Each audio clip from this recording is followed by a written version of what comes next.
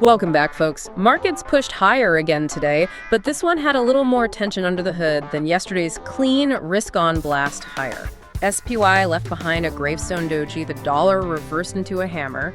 Financials are still fighting that 200-day moving average, and now the question heading into next week is whether these early warning signs actually matter, or if bulls just keep grinding this thing higher. Yeah, that is exactly the question we have to figure out. We're going to walk through what Grok Trade is seeing in the charts, but before we do, quick reminder, this is not buying or selling advice.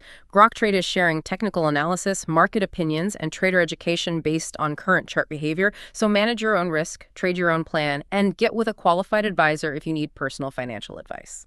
Right, so looking at today, Friday, May 1st, 2026, it's a deceptively tricky setup.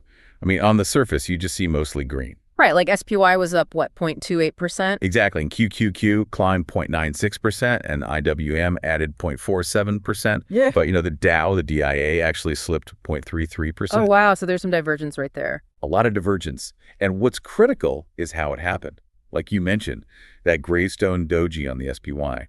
Buyers pushed the price way up during the session, but by the close, sellers just slammed it back down to the open. So the upside momentum is really just stalling out. It is. And then you have the US dollar, the DXY, doing the exact opposite. It sold off early, but then completely reversed into this classic hammer candlestick. Meaning like buyers aggressively bought that dip and hammered it back up? Yeah, exactly.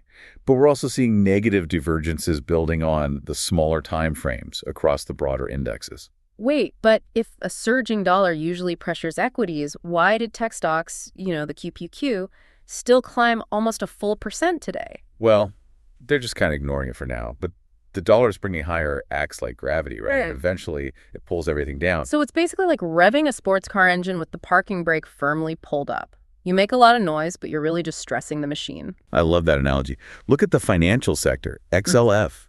It's lagging so badly, just stuck and fighting that 200-day moving average. And without banks lending, the engine won't turn right. Precisely. And adding to that, the utilities sector, XLU, rejected right at the resistance trend line of its symmetrical triangle, just like we mentioned yesterday. Yeah, bears totally defended that level. And real quick, if there's a ticker you're watching or a market question you want Grok Trade to work through in a future episode, drop it in the comments. That helps us know what you guys are actually paying attention to, and it gives us a better shot at making these updates more useful.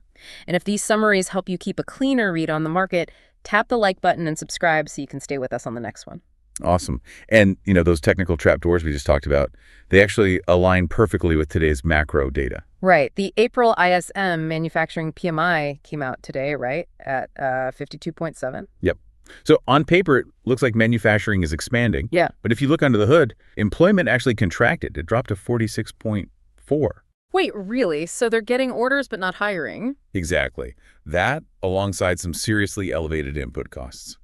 Okay, so that just points straight to, margin squeezing inflation, doesn't it? It does. I mean, the headline screams growth, but the internals whisper sticky inflation, which keeps the whole rate hike conversation alive. Which makes sense why traders are looking at alternative assets, like Bitcoin had a solid day, up 2.39%. Yeah, and as we mentioned yesterday, it started turning higher. Now it's teasing a run to a new daily swing high. But then you look at metals, and despite silver getting a nice 2.58% pop today, the rest of them just look, sluggish. Well, they need sustained momentum, not just isolated pops.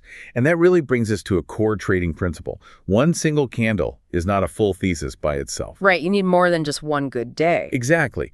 But when you start seeing reversal candles, sector lag, and divergences all showing up together, those are clues you have to respect. And that's exactly where Grok Trade's mentorship comes in, right? Teaching you how to connect these pieces into a repeatable plan instead of reacting emotionally. It is all about having a plan. So let me leave you with this final thought.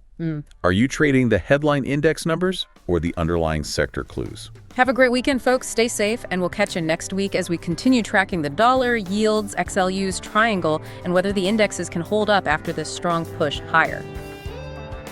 Hey, thanks so much for watching. If you're a newer trader and want a great foundation with no fluff, start with our free Trading 101 videos at groktrade.com/learn. And if you're ready to reach your full trading potential, whether you're a total beginner or a battle-hardened trader, check out our mentorship program at groktrade.com/trading mentor. All of these links are in the description below. Grok Trade is where traders reach their full potential.